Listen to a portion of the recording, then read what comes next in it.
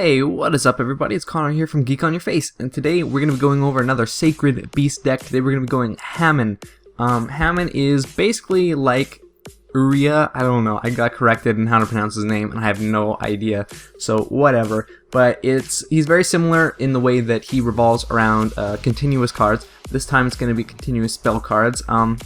So with that, I decided to go with the Crystal Beast format. Crystal Beast, if you don't know, all their effects basically include when they are destroyed while they're face up, then you can put them in your spell and trap card zone as a continuous spell or trap card. So basically you have a way of keeping your monster count up as well as turning them into spell and trap cards. So it's very useful to have them in the deck, and they can kind of fill out your back row very easily, as well as give you the opportunity to attack your opponent.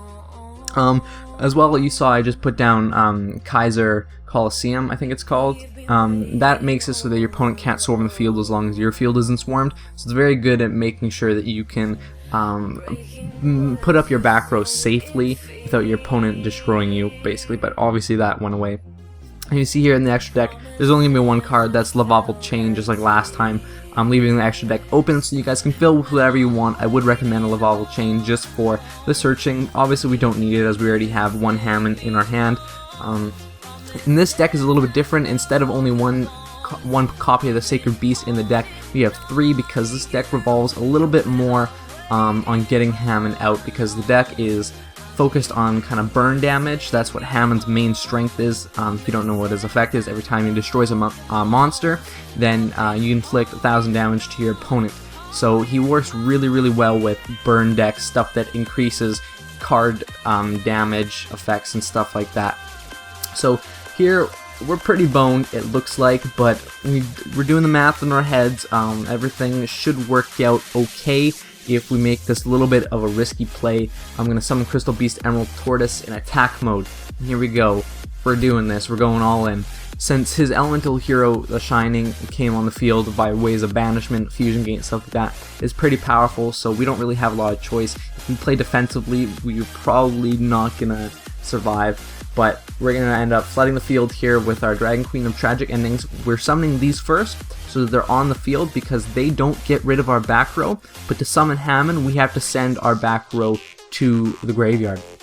So we're making sure that we have those on the field first, and then now we can get rid of the cards and put them in our graveyard, summon Hamon, and there's not really a whole lot that he could do. Now, if he did have it where he was able to use Fusion Gate to summon another monster, we'd be pretty boned, but luckily that doesn't come to pass.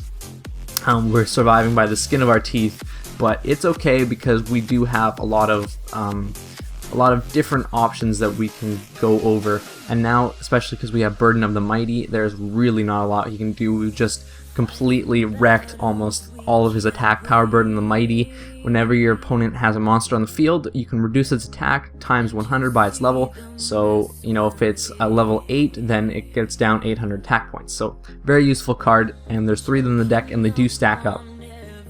Now you can see Hamon's true power coming out. We just destroyed that monster for 1,000 damage, and then we tacked on another 1,000 damage because of his effect. Dragon Queen of Tragic Endings. Oh, excuse me, I have to like hiccup. Dragon Queen of Tragic Endings effect allows it to, whenever it deals damage to your opponent, then they have to discard one card from their hand, and you get to draw one card. So it's just really reinforcing the card advantage, which is very important in a deck like this. Dragon Queen of Tragic Endings effect also allows you to special summon it from the graveyard if you get rid of one continuous face-up spell card in your back row, so it's very useful. In the recipe portion of the video, guys, we're not going to be going over all the Crystal Beast effects because they're basically just there to be continuous spell and trap cards, so there's no reason to really go over exactly, you know, all their effects. So we're just going to skip right over to Dragon Queen of Tragic Endings. You can special summon this card by controlling 3 or 4 face-up continuous spell cards, and it's just really awesome to have an advantage over your opponent in such an incredible way. Really, like, this gives you +2 cards basically over your opponent almost every time that it activates its effect. Hamon, you guys know its effect by now, or at least it should be. It's a Sacred Beast, pretty popular card. You think you would know it. It's a very good target for rare gold armor, which we'll go over later. Burden of the Mighty, we already went over that effect. It's very good at debuffing your opponent's monsters. Crystal Tree, a very awesome card at being able to spam your back row. If something does happen, then you can get Hamon out very easily. It's a good card in the beginning of the duel and then exchanging it in the middle of the duel. Darkroom Nightmare is almost staple for any burn deck. Gravekeeper Servant, very good card as well, which you'll see later. Kaiser Coliseum, as I said earlier, this keeps you from having to deal with your opponent's swarming effects and stuff like that. So Rare Gold Armor, this goes on Hamon. It's very important that it goes on Hamon so that your opponent cannot choose another monster as an attack target, and you can activate his effect a lot. Savage Coliseum, pretty self-explanatory. Swords of Revealing Light is there for that protection. Skull Invitation goes along with Gravekeeper's Servant so that it gets a lot of burn damage going on. Another card that could be useful in this deck obviously is Wave Motion Cannon, as well as being a continuous spell card. You can just use it for the damage. Very good in a burn style deck. And extra deck, obviously, Evolve Chain. Hope you guys enjoyed Hamon, guys. If I mispronounced the name, I'm sorry, but I actually don't care that much. But we have 2 more to go, and then we'll be done with this and on to other stuff.